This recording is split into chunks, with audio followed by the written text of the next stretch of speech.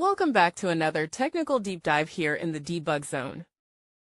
Today we're tackling a big question and breaking it down with insights from other users. Hopefully this clears up some misconceptions and helps you get the answer you need. So buckle up, stay a little curious, and let's jump right in.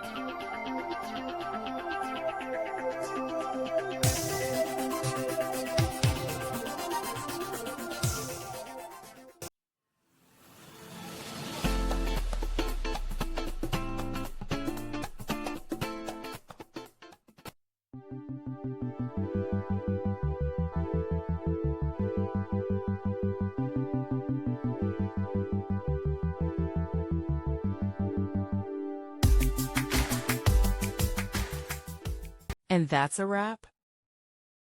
I hope you found the answer you were looking for. If you did, take a second to hit that subscribe button. It really helps out. And let me know in the comments which solution worked best for you. See you next time in the debug zone.